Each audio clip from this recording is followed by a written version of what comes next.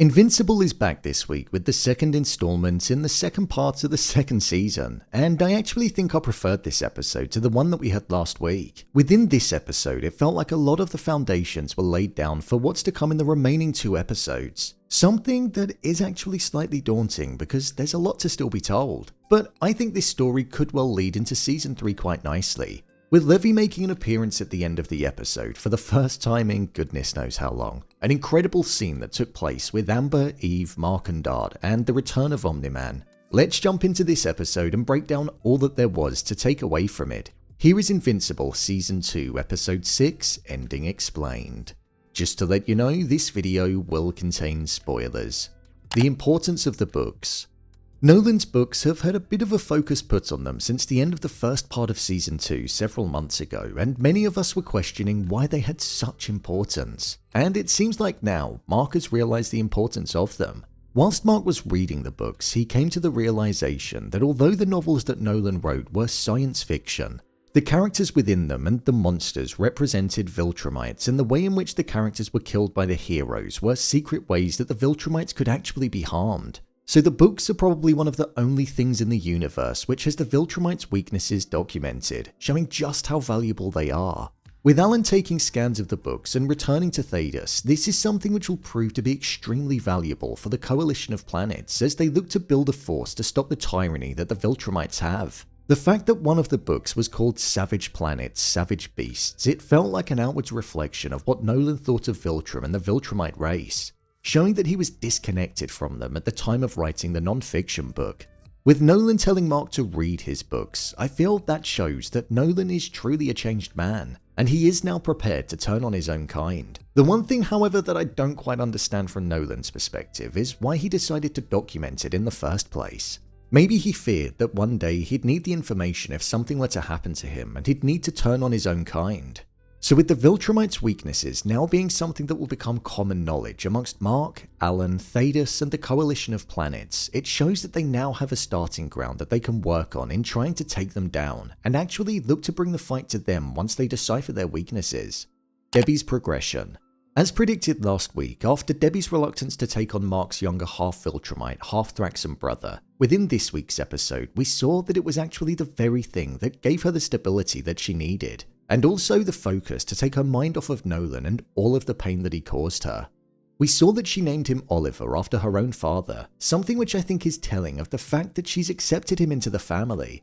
Plus, there was also a moment when Oliver called her Mama, which even though she did correct, her being able to give that care and attention to somebody, something which she's not been able to do for a long while since Nolan left and since Mark became a superhero, it's now essentially enabling her to get in touch with who it was that she used to be. She actually seemed happy in this episode, and when you think that in episode 4 of the show it seemed like she was on the cusp of potentially ending things for herself, she now feels a million miles away from that. The scene with the hiring of the nanny April was something that also made me think that she's starting to care a lot more, as she wanted to ensure that the right sort of person was looking out for Oliver. What will happen with Omni Man? During the closing moments of the episode, we cut to Omni Man in a prison where we saw that he was being offered the opportunity to rejoin the Viltrumites, and if he did, then his life would be spared. However, he stayed silent, showing that he wasn't prepared to do that again. One of the last lines that we heard Craig say was, "They will pay," when talking about Earth. So I do wonder if the Viltrumites are going to be heading to Earth in the not so distant future, meaning that Invincible, Thedas and Alan won't get the opportunity to take the battle to them, showing that civilian casualties are probably inevitable.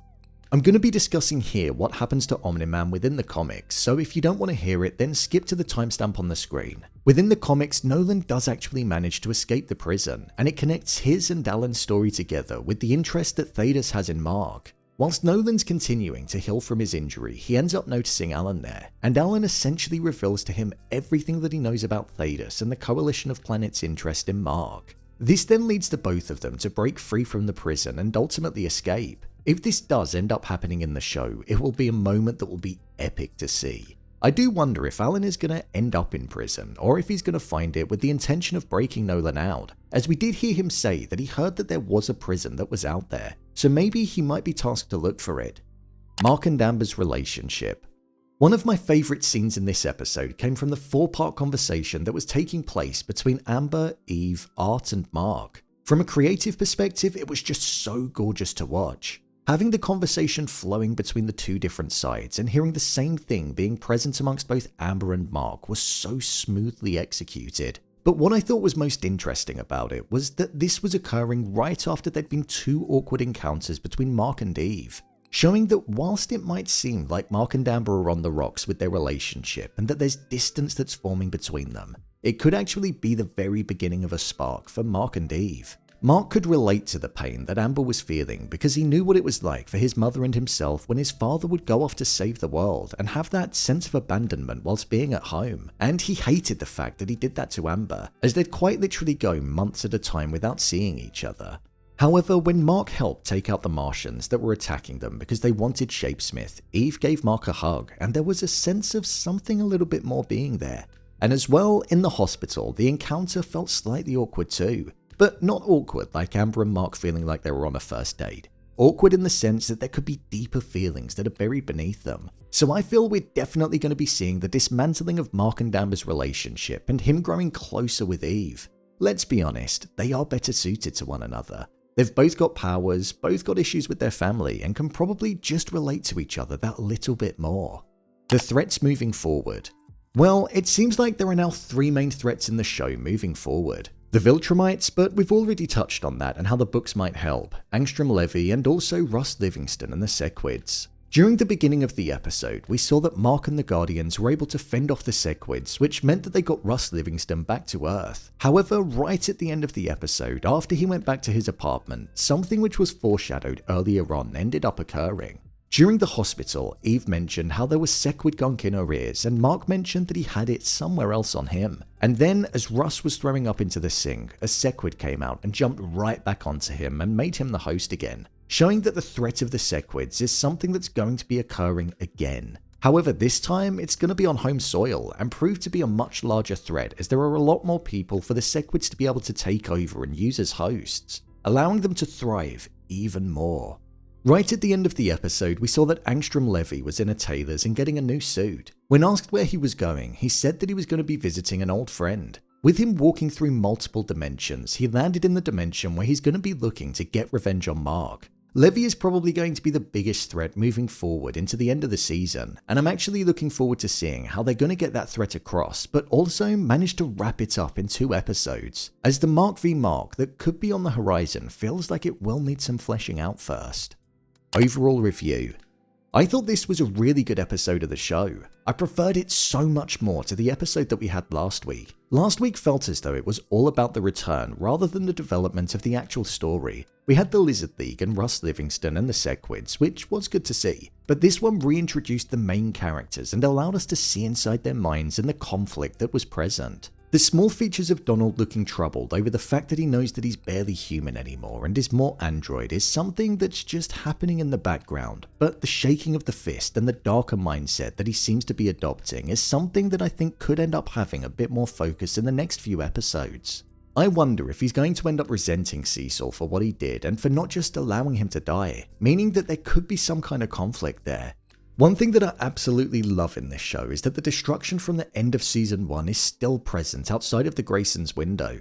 It almost acts as a haunting reminder to Debbie and Mark of what Nolan did and how their lives just simply aren't the same. Every time the curtains are open, it's there, and I think it's such a cool creative choice to have it like that, because it's almost symbolic of their mind. Nolan's still present within it, and there's no way that he's just going to leave. It takes time.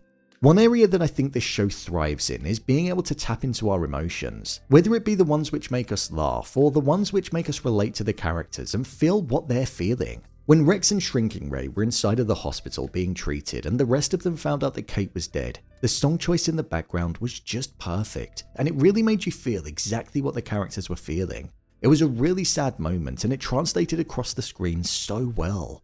With only 2 episodes to go of season 2, I do wonder where the show's going to finish, but I have high hopes for it. I know there was a bit of backlash to the fact that the 4 episodes that we're watching now were held back even though they were completed, and I feel it has probably gone against the show a little bit.